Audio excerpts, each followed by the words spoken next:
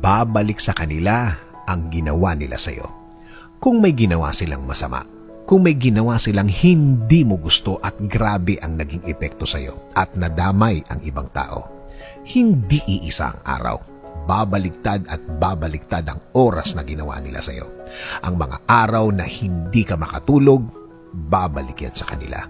Kaya mga ginagawa nila, huwag pansinin at mag-move on. Lagi kong sinasabi na huwag gaganti. Huwag gagawa ng isang bagay na baka bumalik din sa'yo. Huwag susuklian ng masama ng kasamaan din. Baka kasi hindi mo makontrol ang sarili mo at baka may masaktan ka din nang hindi mo sinasadya. Minsan ang akala nila kapag nanahimik tayo, akala nila mahina ka. Akala nila tinatanggap mo ang pagiging api mo. Hindi. Hinahayaan mo lang ang dapat mangyari. Hinahayaan mo lang ang dapat na maging sitwasyon niya. Hinahayaan mo lang na makuha niya ang deserve niya. Kung hindi ka makikialam, alam ng Diyos kung paano maningil sa mga gumagawa ng masama. Alam ng Diyos kung paano sila disiplinahin. Basta hayaan mo lang siyang gawin niya ang kanyang duty bilang tatay mo. Sino bang tatay ang pumapayag na apihin ang kanilang mga anak? Kaya diretso lang, cool lang. Ang dapat mangyari ay mangyayari. Yan ang pinakaganti mo. Matutong mag-move on palagi. Mahirap, pero pwede.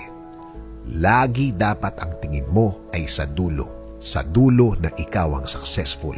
Dahil pinili mo ang magpakakalma sa sitwasyong dapat galit ka, pero wala kang pakialam at nagtrabaho ka lang ng tuloy-tuloy.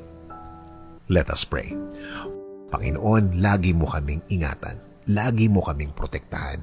Lagi mo kaming ilayo sa mga taong walang alam gawin kundi ang manakit ng kapwa nila. Mag-isip ng masama sa kapwa nila.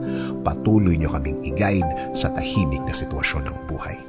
Itinataas po namin ang lahat ng sakit, lahat ng pasakit, lahat ng mga umiiyak kaming mga gabi. Palitan nyo po ito ng isang payapang puso at payapang buhay. Patuloy nyo kaming alagaan laban sa mga taong ito.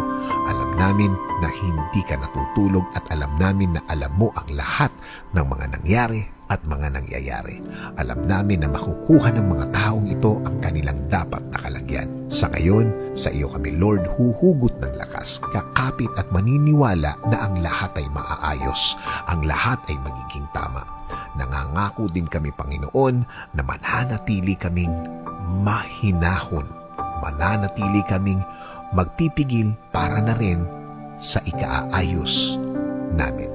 In Jesus' name we pray. Amen.